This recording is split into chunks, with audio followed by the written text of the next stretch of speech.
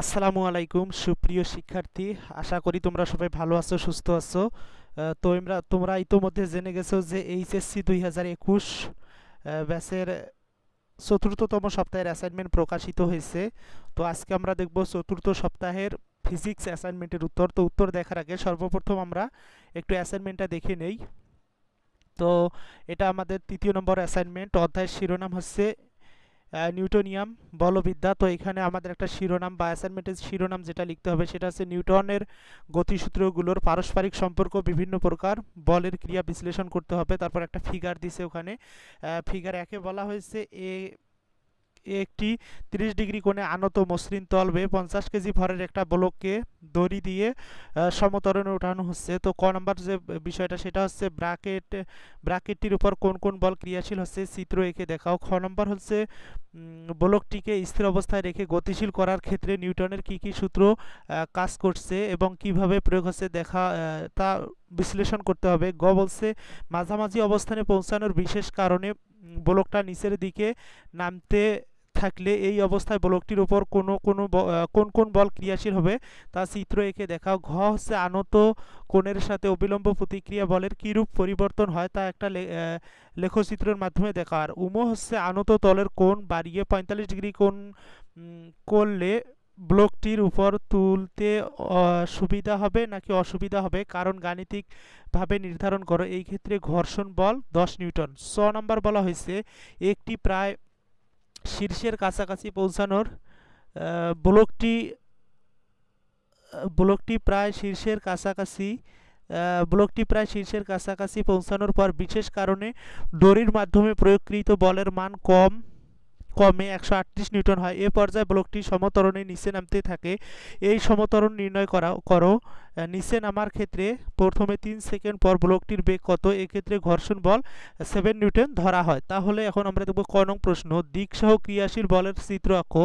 খ নম্বর হচ্ছে নিউটনের গতিসূত্রের উপর প্রয়োগ চিহ্নিত করো। গ হচ্ছে দিক নির্দেশ করে ক্রিয়াশীল বলগুলো চিত্র এঁকে দেখাও। ঘ হচ্ছে আনত তলের সাথে অবিলম্ব প্রতিক্রিয়া বলের চিত্র আঁকো। উম হচ্ছে ব্লকটিকে উপরে তুলতে সুবিধা অসুবিধার কারণে এটা আই নয়, এটা অথবা চিহ্ন বা চিহ্ন। ব্লকটিকে উপরে তুলতে সুবিধা অসুবিধার কারণ গাণিতিকভাবে নির্ণয় করো। তো সমতরণ ও বেগের পরিমাপ নির্ণয় করতে হবে। তো ক নম্বর যে বিষয়টা সেটা হচ্ছে দিকসহ ক্রিয়াশীল বলের চিত্র আঁকতে হবে। তো ক নং প্রশ্নের উপর ক্রিয়াশীল বলের চিত্র, তো চিত্রটা আপনারা এভাবে এঁকে নেবেন সুন্দর করে। তো দিকসহ ক্রিয়াশীল বলের চিত্র আমি আপনাদের সুবিধার্থে একটু জুম করে দেখানো হয়েছে। এখানে আর টি চিত্রটা হচ্ছে এম জি কস থিটা, আর এটা হচ্ছে এম জি সাইন থিটা, এটা 30 ডিগ্রি, এটা থিটা কোণ, নিচেরটা হচ্ছে এম জি। তো আপনারা চাইলে ভিডিওটা পজ করে সুন্দর করে এঁকে নিতে পারেন। চিত্র অনুযায়ী আর ইকুয়াল এম কস থিটা, যেখানে আর ভূমির প্রতিক্রিয়া, বল টি হচ্ছে এখানে টান বল। তাহলে যাওয়া যাক পরবর্তী ধাপে। তো পরবর্তী ধাপে যাওয়ার আগে আমি চিত্রটা একটু জুম আউট করে আপনাদের সুবিধার্থে দেখাই। ওকে, এটাই হচ্ছে আমাদের কাঙ্ক্ষিত চিত্র। তো এবার আমরা দেখব খ নং প্রশ্নের উত্তর। তো খ নং প্রশ্নের উত্তর হচ্ছে ব্লকটিকে স্থির অবস্থায় থেকে গতিশীল করার ক্ষেত্রে নিউটনের 3টা সূত্র কাজ করে। নিউটনের গতির প্রথম সূত্রে প্রয়োগ। প্রথম সূত্র অনুসারে বাহ্যিকভাবে বল প্রয়োগ না করে স্থির বস্তু চিরকাল স্থির থাকবে আর গতিশীল বস্তু সুষম দ্রুতিতে চলতে থাকবে। যেহেতু বস্তুটা স্থির অবস্থায় ছিল এবং বস্তুটার উপর বল প্রয়োগ করলে বস্তুটি সমতরণে উপরে ওঠে, যদি বল প্রয়োগ করা না হতো তাহলে বস্তুটি স্থিরে থাকতো, অর্থাৎ বস্তুটার গতিশীল করতে নিউটনের প্রথম সূত্র প্রয়োগ হয়েছে। 2 হচ্ছে নিউটনের গতির দ্বিতীয় সূত্র প্রয়োগ। দ্বিতীয় সূত্র অনুসারে বস্তুর ভরবেগের পরিবর্তনের হার বস্তুর উপর প্রযুক্ত বলের সমানুপাতিক, অর্থাৎ কে proportional M V minus M U by T. নিচে হচ্ছে F proportional M into V minus U by T, F proportional M A, সুতরাং এফ সমান কে ইন্টু এম এ। তো এবার যাওয়া যাক, এফ সমান কে into M A, K equal 1 যদি আমরা ধরি তাহলে বস্তুটির ভরবেগের পরিবর্তনের হার একই হবে। আর চিত্রের বস্তুটিকে উপরে উঠানোর ক্ষেত্রে বলই মুখ্য ভূমিকা রাখে।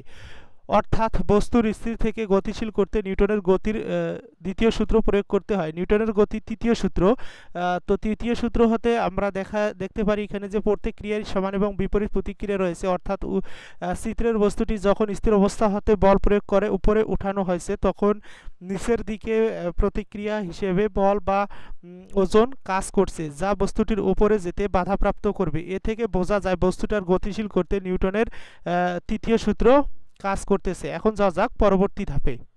তো তৃতীয় ধাপে আমাদের ছিল গ নং প্রশ্ন। গ নং প্রশ্নটা হচ্ছে দিক নির্দেশ করে ক্রিয়াশীল বলগুলোর চিত্র আঁকতে হবে আমাদের। এখন আমরা চিত্রে চলে যাব।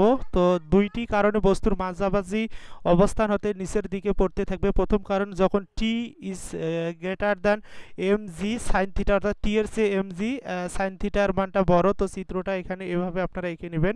আমি আপনাদের সুবিধার্থে চিত্রটা একটু স্ক্রল ডাউন করে উপরে উঠায় দেখাইতেছি। তো এই যে এই চিত্রটা আপনারা এঁকে নেবেন সুন্দর করে।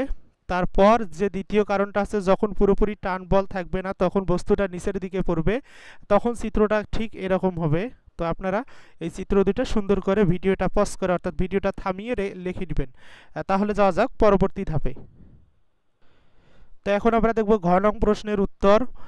তো ঘ নং প্রশ্নের ঠিক চিত্রটা এরকম। তো ঘ নং প্রশ্নের উত্তর দেখার আগে আমরা ঘ নং প্রশ্নটা দেখি যে আনত কোণের সাথে অবিলম্ব প্রতিক্রিয়া বলের আমাদের লেখচিত্র আঁকতে বলছে। তো চিত্রটা এই ধরনের হবে। নিউটনের দ্বিতীয় সূত্র হাতে পাই এফ সমান M A R equal M cos theta M G cos theta M X 0, so R minus M G cos theta equal 0, R equal M G cos theta. তো এক্স অক্ষে থিটা এবং ওয়াই অক্ষে আর ধরে ছক নির্ণয় করা হলো, যেখানে এম জি এর মান 50 কেজি, জি এর মান 9.8, থিটা পরিবর্তনশীল। তাহলে দেখেন এখানে থিটা আর এদিকে আছে আর, আর হচ্ছে এম জি কস থিটা, এখানে 15, এখানে হচ্ছে 47 473.30, এখানে আছে 30, থিটা যখন 30 আর হচ্ছে 424.30, 30 না তো এটা 3 শূন্য বলতে হবে, দশমিকের উপর ভেঙে ভেঙে বলতে হয়। তো থিটা ইকুয়াল 45, তো এখানে হচ্ছে 346.48, এটা হচ্ছে 60, এটা হচ্ছে 245, এটা হচ্ছে 75, এটা হচ্ছে 126.82। তাহলে যাওয়া যাক পরবর্তী ধাপে। পরবর্তী ধাপে আমাদের লেখচিত্রটা আঁকতে হবে যে এক্স অক্ষে 5 ঘর সমান 15 ডিগ্রি, অর্থাৎ 1 ঘর সমান 3 ডিগ্রি নিয়ে, এবং ওয়াই অক্ষে 10 ঘর সমান 1 একক ধরে আমরা একটা গ্রাফ আঁকতে হবে। তো এই গ্রাফটা এখানে সুন্দর করে আঁকতে হবে। তো মানগুলো আমি আপনাদের একটু জুম করে করে দেখাই, 100, 200, 300, 400, 500, আর এদিকে 15, 30, 45, 60, 75। তো আমি আপনাদের সুবিধার্থে এই চিত্রটা একটু জুম আউট করে দেখাই যাতে আপনারা একবারে চিত্রটা দেখতে পারেন। ওকে, তো সুপ্রিয় শিক্ষার্থী, এই ছিল আমাদের চিত্র। তো চিত্রটা সুন্দর, যেহেতু জুম করে আপনাদের মানটা দেখাইলাম আর জুম আউট করে পুরো চিত্রটা বা গ্রাফটা দেখালাম, সুন্দর করে আপনারা এঁকে নেবেন। ইতোমধ্যে আমরা চলে এসেছি আমাদের উমনং প্রশ্নে। তো উমনং প্রশ্নটা ছিল যে ব্লকটিকে উপরে তুলতে সুবিধা অসুবিধার কারণ গাণিতিকভাবে নির্ণয় করতে হবে। তাহলে এই যে ফার্স্ট টাইম এই চিত্রটা আপনারা এঁকে নেবেন, তার পাশে আরেকটা চিত্র, প্রথম ক্ষেত্রে আর দ্বিতীয় ক্ষেত্রে। প্রশ্ন অনুযায়ী উভয় ক্ষেত্রে টান বল একই থাকবে এবং কোণের মান ভিন্ন হবে যা চিত্রে দেখানো হয়েছে। আর প্রথম ক্ষেত্রে নিচের দিকে বল হবে এম জি সাইন 30 ডিগ্রি, অর্থাৎ এম হচ্ছে 50, তারপরে হচ্ছে 9.8 গুণন সাইন 30 ডিগ্রি, তো জি এর মান হচ্ছে 9.8, যদি আমরা ক্যালকুলেশন করি তাহলে 245 নিউটন পাবো। আর দ্বিতীয় ক্ষেত্রে নিচের দিকের বল হবে M G sine 45 degree plus ঘর্ষণ বল এম জি সাইন 45 ডিগ্রি যোগ ঘর্ষণ বল। দ্বিতীয় ক্ষেত্রে নিচের দিকের বল হবে এম জি সাইন 45 ডিগ্রি যোগ ঘর্ষণ বল এম জি সাইন 45 ডিগ্রি যোগ 10 নিউটন। তো 50 গুণন 9.8 গুণন সাইন 45 যোগ 10 নিউটন, তো হবে এখানে 356.48 নিউটন। অর্থাৎ দ্বিতীয় ক্ষেত্রে বস্তুটির উপরে তুলতে বেশি বল লাগবে, 356.48 মাইনাস 245 নিউটন, তো 111.48 নিউটন। অতএব যখন কোনো কোণের মান 45 তখন বস্তুটিকে উপরে তুলতে বেশি কষ্ট হবে। তাহলে যাওয়া যাক পরবর্তী ধাপে। তো পরবর্তী ধাপে আমাদের সর্বশেষ প্রশ্নের উত্তরে আমরা ইতোমধ্যে চলে এসেছি। তো আমরা এখন দেখব সর্বশেষ যে প্রশ্নটা, সেটার উত্তর সমত্বরণ ও বেগের পরিমাণ। তো দেখা যাক। আচ্ছা, আপনারা ফার্স্ট টাইম এ ধরনের চিত্রটা এঁকে নিয়ে নেওয়ার পর, সরি একই জিনিস দুইবার রিপিট, আরেকবার আমি দেখাই আপনাদের। সুপ্রিয় শিক্ষার্থী, এই যে আমাদের ছ নং প্রশ্ন, তো ওখানে একটু মিস্টেক হয়ে ওই প্রশ্নটা আবার এসেছিল উত্তরটা। তো ত্বরণ ও বেগের পরিমাপ উল্লেখ করো। তো দেখেন আপনারা 6 নং প্রশ্নের উত্তরে ফার্স্ট টাইম এই চিত্রটা এঁকে নেবেন, তারপর লিখবেন এখানে ব্লকটির ভর এম ইকুয়াল 50 কেজি, জি এর মান 9.8, টান বল টি ইকুয়াল 138 নিউটন, তো এফ এনইটি যোগ এফ কে সমান হচ্ছে M G sine theta minus T. যদি আমরা এটা মান বসার পর ক্যালকুলেশন করি তাহলে দেখা যাবে এখানে উত্তর বের হবে 100 নিউটন। আবার আমরা জানি এফ সমান এন এ, তো এখানে যদি ক্যালকুলেশন করে এর মান বের করা হয় তাহলে দেখা যাবে বের হবে এ হচ্ছে 2 মিটার পার সেকেন্ড স্কোয়ার। তো যদি ব্লকটির বেগ ভি ইকুয়াল ইউ প্লাস এটি হয় তাহলে ইউ প্লাস 2 ইন্টু 3 যদি আমরা ক্যালকুলেশন করি তাহলে এর ভি এর মান পাবো 6 মিটার পার সেকেন্ড। তো সুপ্রিয় শিক্ষার্থী, এই ছিল আজকে আমাদের চতুর্থ সপ্তাহের এইচএসসি 2021 ব্যাচের ফিজিক্স অ্যাসাইনমেন্টের উত্তর। তো পরবর্তী উত্তরগুলো পাওয়ার জন্য এবং আপডেট পাওয়ার জন্য অবশ্যই চ্যানেলটি সাবস্ক্রাইব করে পাশে থাকা বেল আইকনটি অন করে দিন। তাহলে দেখা হচ্ছে নতুন ভিডিওতে। আজ এই পর্যন্ত, সবাই সুস্থ থাকুন, ভালো থাকুন, আল্লাহ হাফেজ।